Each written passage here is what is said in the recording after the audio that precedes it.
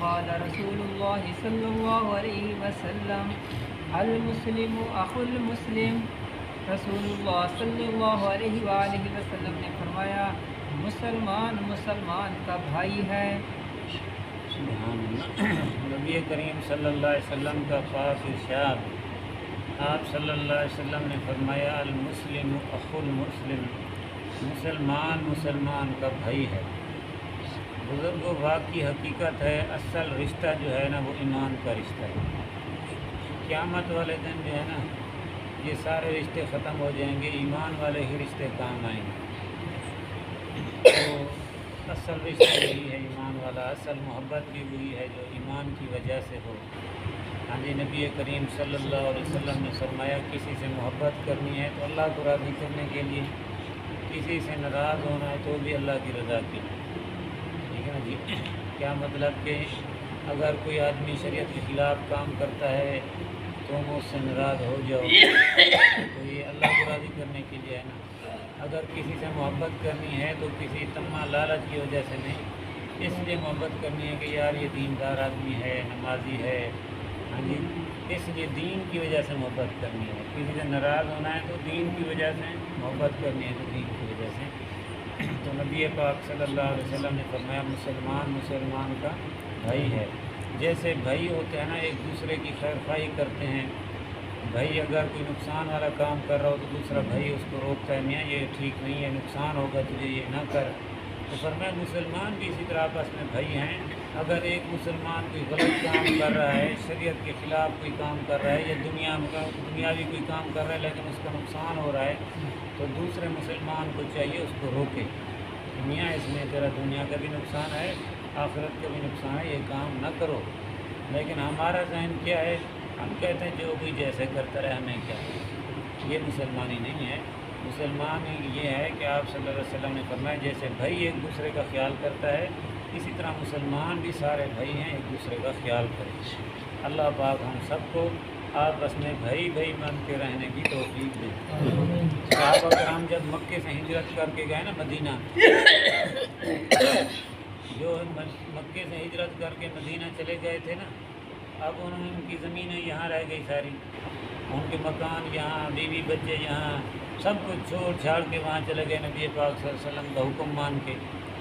تو وہاں مدینے والے ان کی خدمت کی، پھر مدینے والوں نے ان کو مکان دیے، ان کو زمینیں دی، ان کا خیال کیا، کھانا دیا ان کو۔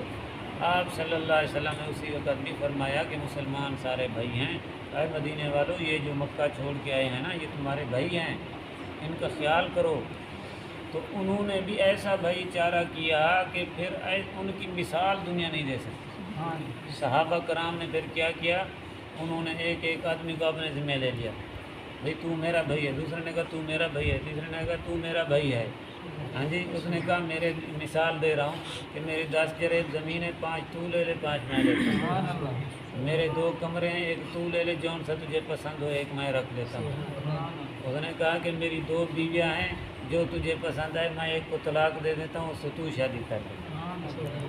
بتاؤ ایسے اتنا بھی قربانی کوئی دے گا؟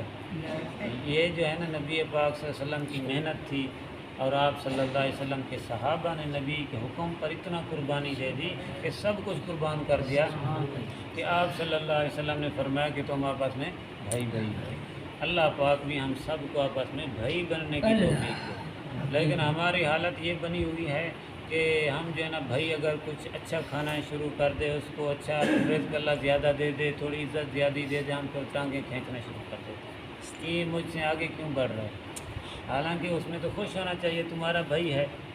ہاں جی، جیسے وہ کہتے ہیں نا کہ جب میں چل نہیں سکتا تھا تو لوگ مجھے گرنے نہیں دیتے تھے، اب میں جب چلنا شروع کر دیا سارے گرانے میں لگے ہوئے ہیں، سارے مجھے گرانے میں لگے ہوئے ہیں۔ تو بزرگوں یہ ذہن تبدیل کریں۔ آج کل ساتھی کہتے ہیں کہ جی ہم نمازیں پڑھتے ہیں، روزے رکھتے ہیں، تسبیحاں پڑھتے ہیں، فلانا وظیفہ پڑھتے ہیں، فلانا وظیفہ پڑھتے ہیں، رزق میں برکت نہیں ہے، پریشانیاں نہیں ختم ہو رہی، دعائیں نہیں قبول ہو رہی۔ وجہ کیا ہے؟ اور کمی عمل کی نہیں ہے، کمی یہ ہے کہ ہم اپنی نیت کو ٹھیک کریں بس۔ اپنے بھائیوں کے بارے میں، رشتہ داروں کے بارے میں، دوستوں کے بارے میں اپنی نیتوں کو صاف کریں، ان کے بارے میں دل میں نفرت نہ ہو، بغض نہ ہو، ان کے بارے میں عزت کے بارے میں حسد نہ کریں۔ تو فرمایا کہ جب ان کے بارے میں تم خیر خواہی سوچو گے، اچھا گمان رکھو گے، ان کے لیے دعا کرو گے، اللہ تمہیں بن مانگے دے دے گا۔ تم ان کو عزت دو گے، رب تمہیں عزت دے گا۔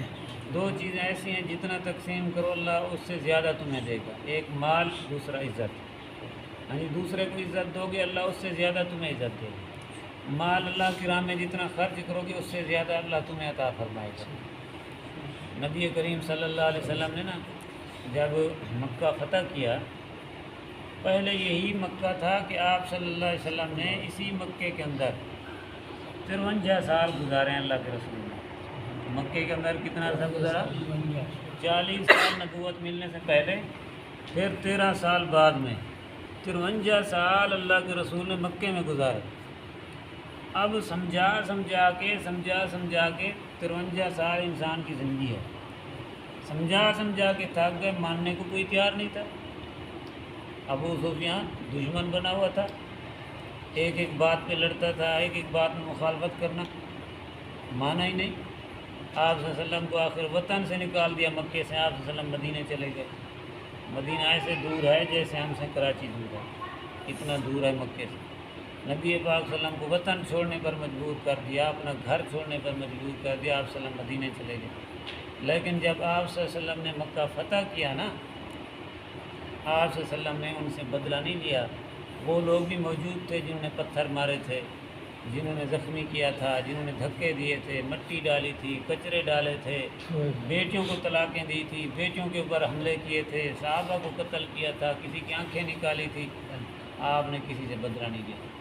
آپ نے فرمایا آج میں محمد کریم نے سب کو معاف کر دیا، اور ساتھ یہ فرمایا کہ ابو سفیان وہ جو نبی کا سخت دشمن تھا اور مکے کا سردار تھا، آپ نے فرمایا آج میں محمد نے سب کو معاف کیا، جو آدمی ابو سفیان کے گھر میں چلا جائے گا میں نے اس کو بھی معاف کر دیا۔ ابو سفیان کو عزت دی کہ اس کو دل میں عزت آ گئی نا کہ نبی نے میرے اوپر احسان کیا، جو ابو سفیان کے گھر میں آئے گا میں محمد اس کو بھی پناہ دے دوں گا، معاف کر دوں گا۔ جب اللہ کے رسول نے اس کو عزت دی نا، وہ بھی کلمہ پڑھ کے مسلمان ہو۔ ایسا نبی کہ میں نے اس کے ساتھ ساری زندگی دشمنی کی ہے، وہ مجھے اتنا عزت دے رہا ہے کہ جو میرے دشمن ابو سفیان کے گھر میں آ جائے اس کو بھی پناہ ہے، میں نے اس کو بھی معاف کر دیا۔ تو ابو سفیان بھی پھر کلمہ پڑھ کے مسلمان ہو، ایک دوسرے کو عزت دیں۔ اور اس کے حضرت عمر رضی اللہ تعالیٰ عنہ نے ایک جو ہے نا نسخہ بھی بتلایا ہے، فرمایا کہ ایک دوسرے میں جو ہے نا پیار محبت پیدا کرنے کے لیے کچھ طریقے ہیں۔ نمبر 1 کہ جب بھی ایک دوسرے سے ملو سلام پہلے کرو، تم کوشش کرو کہ میں اس سے پہلے اس کو میں سلام کروں، سلام میں پہل کرو، اس سے جو ہے نا محبت بڑھتی ہے۔ نمبر 2 فرمایا سیدھے نام سے اس کو پکارو، ادب احترام سے اس کو پکارو۔ ہاں جی، مثال کے طور پہ جیسے آج کل ہمارے نام ہم نے رکھے ہیں ہمی فلانا، نہیں، بھائی عبدالحمید، کیا خیال ہے آپ جب ایک آدمی کو کہیں گے ہمی تو اس کے دل میں آپ کی عزت آئے گی؟ جب آپ کہیں گے نا بھائی عبدالحمید تو اس کا دل کتنا خوش ہوگا، تو وہ آپ کو سیدھے نام سے بلائے گا۔ پھر جب آپ اس کو الٹے نام سے بلائیں گے وہ آپ کو الٹے نام سے، نہ آپ اس کی عزت کریں گے نہ وہ آپ کی عزت کرے گا۔ جب ایک دوسرے کو سیدھے نام سے بلائیں گے تو آپ دلوں میں محبت پیدا ہوتی ہے۔ تیسرے نمبر پر فرمایا کہ جب تم کسی جگہ پر بیٹھے ہو، کوئی تمہارا بھائی آ جائے تو اپنی جگہ اس کے لیے چھوڑ دو۔ مثال میں یہاں بیٹھا ہوں، کوئی بھائی آ جاتا ہے، میں کہتا ہوں یار ادھر میری جگہ ادھر آ جائے، ادھر بیٹھ جاؤ۔ ہاں جی، فرمایا اس کو عزت دو۔ اور ایک طریقہ یہ بھی فرمایا کہ ان کو تحفے تحائف بھی پیش کیا کرو، جو اللہ توفیق دے کبھی۔ تو فرمایا ان چیزوں سے جو ہے نا مسلمانوں میں آپس میں محبت پیدا ہوتی ہے۔ تو اللہ پاک ہم تمام مسلمانوں کو، تمام بھائیوں کو آپس میں اتفاق، محبت اور بھائی بن کر رہنے کی توفیق نصیب فرمائے۔